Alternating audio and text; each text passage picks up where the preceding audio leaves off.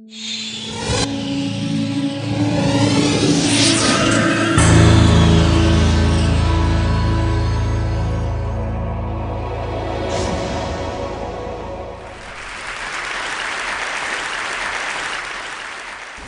do you explain when things don't go as we assume? Or better, how do you explain when others are able to achieve things that seem to defy all of the assumptions? For example, why is Apple so innovative? Year after year after year after year, they're more innovative than all their competition. And yet, they're just a computer company. They're just like everyone else. They have the same access to the same talent, the same agencies, the same consultants, the same media. Then why is it that they seem to have something different? Why is it that Martin Luther King led the civil rights movement? He wasn't the only man who suffered in a pre-civil rights America, and he certainly wasn't the only great orator of the day. Why him? And why is it that the Wright brothers were able to figure out controlled powered manned flight when there were certainly other teams who were better qualified, better funded, and they didn't achieve powered manned flight, and the Wright brothers beat them to it? There's something else at play here. About 3.5 years ago, I made a discovery, and this discovery profoundly changed my view on how I thought the world worked, and it even profoundly changed the way in which I operate in it.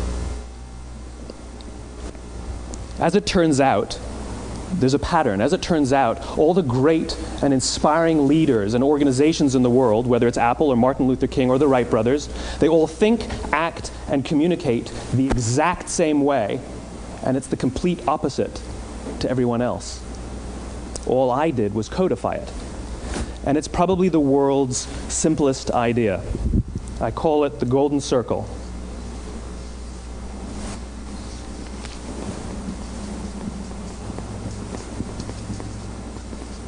Why, how, what? This little idea explains why some organizations and some leaders are able to inspire where others aren't. Let me define the terms really quickly. Every single person, every single organization on the planet knows what they do, 100%. Some know how they do it, whether you call it your differentiating value proposition or your proprietary process or your USP. But very, very few people or organizations know why they do what they do. And by why, I don't mean to make a profit. That's a result. It's always a result. By why, I mean what's your purpose? What's your cause? What's your belief? Why does your organization exist? Why do you get out of bed in the morning? And why should anyone care? Well, as a result, the way we think, the way we act, the way we communicate is from the outside in. It's obvious. We go from the clearest thing to the fuzziest thing. But the inspired leaders and the inspired organizations, regardless of their size, regardless of their industry, all think, act, and communicate from the inside out. Let me give you an example. I use Apple because they're easy to understand and everybody gets it. If Apple were like everyone else, a marketing message from them might sound like this: we make great computers. They're beautifully designed, simple to use, and user-friendly. Want to buy one? Meh. And that's how most of us communicate. That's how most marketing is done, that's how most sales is done, and that's how most of us communicate interpersonally. We say what we do, we say how we're different or how we're better, and we expect some sort of behavior, a purchase, a vote, something like that. Here's our new law firm. We have the best lawyers with the biggest clients. We have, we always perform for our clients, do business with us. Here's our new car. It gets great gas mileage. It has, leather seats. Buy our car. But it's uninspiring. Here's how Apple actually communicates. Everything we do, we believe in challenging the status quo. We believe in thinking differently. The way we challenge the status quo is by making our products beautifully designed, simple to use, and user-friendly. We just happen to make great computers. Want to buy one? Totally different, right? You ready to buy a computer from me? All I did was reverse the order of the information. What it proves to us is that people don't buy what you do, people buy why you do it. People don't buy what you do, they buy why you do it. This explains why every single person in this room is perfectly comfortable buying a computer from Apple. But we're also perfectly comfortable buying an MP3 player from Apple, or a phone from Apple, or a DVR from Apple. But as I said before, Apple's just a computer company. There's nothing that distinguishes them structurally from any of their competitors. Their competitors are all equally qualified to make all of these products. In fact, they tried. A few years ago, Gateway came out with flat screen TVs. They're eminently qualified to make flat screen TVs. They've been making flat screen monitors for years. Nobody bought one. And Dell came out with MP3 players and PDAs. And they make great quality products, and they can make perfectly well-designed products, and nobody bought one. In fact, talking about it now, we can't even imagine buying an MP3 player from Dell. Why would you buy an MP3 player from a computer company? But we do it every day. People don't buy what you do, they buy why you do it. The goal is not to do business with everybody who needs what you have. The goal is to do business with people who believe what you believe. Here's the best part. None of what I'm telling you is my opinion. It's all grounded in the tenets of biology, not psychology, biology. If you look at a cross-section of the human brain, looking from the top down, what you see is the human brain is actually broken into three major components that correlate perfectly with the golden circle. Our newest brain, our Homo sapien brain, our neocortex, corresponds with the what level. The neocortex is responsible for all of our rational and analytical thought and language. The middle two sections make up our limbic brains, and our limbic brains are responsible for all of our feelings, like trust and loyalty. It's also responsible for all human behavior, all decision-making, and it has no capacity for language. In other words, when we communicate from the outside in, yes, people can understand vast amounts of complicated information like features and benefits and facts and figures. It just doesn't drive behavior. When we communicate from the inside out, we're talking directly to the part of the brain that controls behavior, and then we allow people to rationalize it with the tangible things we say and do. This is where gut decisions come from. You know, sometimes you can give somebody all the facts and your figures, and they say, I know what all the facts and details say, but it just doesn't feel right. Why would we use that verb? It doesn't feel right. Because the part of the brain that controls decision-making doesn't control language. And the best we can muster up is, I don't know, it just doesn't feel right. Or sometimes you say you're leading with your heart or you're leading with your soul. Well, I hate to break it to you, those aren't other body parts controlling your behavior. It's all happening here in your limbic brain, the part of the brain that controls decision-making and not language. But if you don't know why you do what you do, and people respond to why you do what you do, then how will you ever get people to vote for you or buy something from you, or more importantly, be loyal and want to be a part of what it is that you do? Again, the goal is not just to sell people who need what you have. The goal is to sell to people who believe what you believe. The goal is not just to hire people who need a job. It's to hire people who believe what you believe. I always say that, you know, there's if you hire people just because they can do a job, they'll work for your money. But if you hire people who believe what you believe, they work for you with blood and sweat and tears. And nowhere else is there a better example of this than with the Wright brothers. Most people don't know about Samuel Pierpont Langley. And back in the early 20th century, the pursuit of powered man flight was like the dot-com of the day. Everybody was trying it. And Samuel Pierpont Langley had what we assume to be the recipe for success. I mean, even now, you ask people, why did your product or why did your company fail? And people always give you the same permutation of the same three things. Undercapitalized, the wrong people, bad market conditions. It's always the same three things. So let's explore that. Samuel Pierpont Langley was given $50,000 by the War Department to figure out this flying machine. Money was no problem. He held a seat at Harvard and worked at the Smithsonian and was extremely well connected. He knew all the big minds of the day. He hired the best minds money could find, and the market conditions were fantastic. The New York Times followed him around everywhere, and everyone was rooting for Langley. And how come we've never heard of Samuel Pierpont Langley? A few hundred miles away in Dayton, Ohio, Orville and Wilbur Wright. They had none of what we consider to be the recipe for success. They had no money. They paid for their dream with the proceeds from their bicycle shop. Not a single person on the Wright brothers' team had a college education, not even Orville or Wilbur. And the New York Times followed them around nowhere. The difference was Orville and Wilbur were driven by a cause, by a purpose, by a belief. They believed that if they could figure out this flying machine, it'll change the course of the world. Samuel Pierpont Langley was different. He wanted to be rich, and he wanted to be famous. He was in pursuit of the result. He was in pursuit of the riches. And lo and behold, look what happened. The people who believed in the Wright brothers' dream worked with them with blood and sweat and tears. The others just worked for the paycheck. And they tell stories of how every time the Wright brothers went out, they would have to take 5 sets of parts because that's how many times they would crash before they came in for supper. And eventually, on December 17th, 1903, the Wright brothers took flight. And no one was there to even experience it. We found out about it a few days later.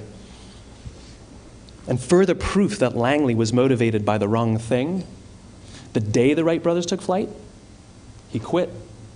He could have said, "That's an amazing discovery, guys. Now we'll improve upon your technology." But he didn't. He wasn't first. He didn't get rich. He didn't get famous. So he quit. People don't buy what you do, they buy why you do it. And if you talk about what you believe, you will attract those who believe what you believe. Well, why is it important to attract those who believe what you believe? Something called the law of diffusion of innovation. And if you don't know the law, you definitely know the terminology. The first 2.5% of our population are our innovators. The next 13.5% of our population are our early adopters. The next 34% are your early majority, your late majority, and your laggards. The only reason these people buy touch-tone phones is because you can't buy rotary phones anymore. We all sit at various places at various times on the scale, but what the law of diffusion of innovation tells us is that if you want mass market success or mass market acceptance of an idea, you cannot have it until you achieve this tipping point between 15 and 18% market penetration, and then the system tips. And I love asking businesses, what's your conversion on new business? And they love to tell you, oh, it's about 10%, proudly. Well, you can trip over 10% of the customers. We all have about 10% who just get it. That's how we describe them, right? That's like that gut feeling, oh, they just get it. The problem is, how do you find the ones that just get it before you're doing business with them versus the ones who don't get it? So it's this here, this little gap, that you have to close, as Geoffrey Moore calls it, crossing the chasm. Because you see, the early majority will not try something until someone else has tried it first. And these guys, the innovators and the early adopters, they're comfortable making those gut decisions. They're more comfortable making those intuitive decisions that are driven by what they believe about the world, and not just what product is available. These are the people who stood online for 6 hours to buy an iPhone when they first came out, when you could have just walked into the store the next week and bought one off the shelf. These are the people who spent $40,000 on flat screen TVs when they first came out, even though the technology was substandard. And by the way, they didn't do it because the technology was so great. They did it for themselves. It's because they wanted to be first. People don't buy what you do, they buy why you do it. And what you do simply proves what you believe. In fact, people will do the things that prove what they believe. The reason that person bought the iPhone in the first 6 hours, or stood in line for 6 hours, was because of what they believed about the world and how they wanted everybody to see them. They were first. People don't buy what you do, they buy why you do it. So let me give you a famous example, a famous failure and a famous success of the law of diffusion of innovation. First, the famous failure. It's a commercial example. As we said before a second ago, the recipe for success is money and the right people and the right marketing conditions, right? You should have success then. Look at TiVo. From the time TiVo came out about 8 or 9 years ago to this current day, they are the single highest quality product on the market. Hands down, there is no dispute. They were extremely well funded. Market conditions were fantastic. I mean, we use TiVo as a verb. I TiVo stuff on my piece of junk Time Warner DVR all the time. But TiVo is a commercial failure. They've never made money. And when they went IPO, their stock was at about $30 or $40 and then plummeted, and it's never traded above 10. In fact, I don't think it's even traded above 6, except for a couple of little spikes. Because you see, when TiVo launched their product, they told us all what they had. They said, we have a product that pauses live TV, skips commercials, rewinds live TV, and memorizes your viewing habits without you even asking. And the cynical majority said, we don't believe you, we don't need it, we don't like it, you're scaring us. What if they had said, if you're the kind of person who likes to have total control over every aspect of your life, boy, do we have a product for you. It pauses live TV, skips commercials, memorizes your viewing habits, etc., etc. People don't buy what you do, they buy why you do it, and what you do simply serves as the proof of what you believe. Now let me give you a successful example of the law of diffusion of innovation. In the summer of 1963, 250,000 people showed up on the Mall in Washington to hear Dr. King speak. They sent out no invitations, and there was no website to check the date. How do you do that? Well, Dr. King wasn't the only man in America who was a great orator. He wasn't the only man in America who suffered in a pre-civil rights America. In fact, some of his ideas were bad. But he had a gift. He didn't go around telling people what needed to change in America. He went around and told people what he believed. I believe, I believe, I believe, he told people. And people who believed what he believed took his cause and they made it their own, and they told people. And some of those people created structures to get the word out to even more people. And lo and behold, 250,000 people showed up on the right day, on the right time to hear him speak. How many of them showed up for him? 0. They showed up for themselves.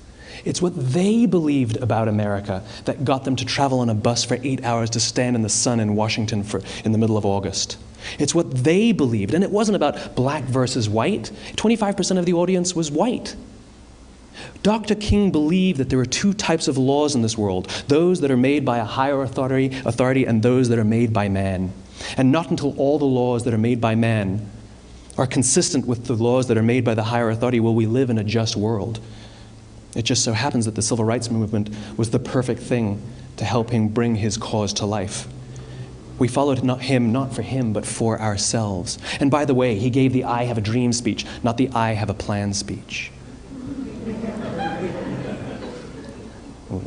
Listen to politicians now with their comprehensive 12-point plans. They're not inspiring anybody. Because there are leaders and there are those who lead. Leaders hold a position of power or authority, but those who lead inspire us. Whether they're individuals or organizations, we follow those who lead not because we have to, but because we want to. We follow those who lead not for them, but for ourselves. And it's those who start with why that have the ability to inspire those around them or find others who inspire them. Thank you very much.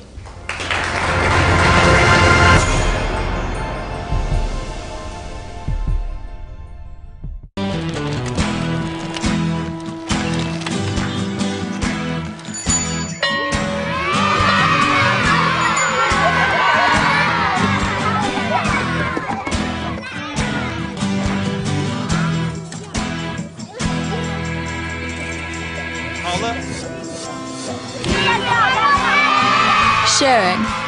That's video on the Human Network. Siska, welcome to the Human Network.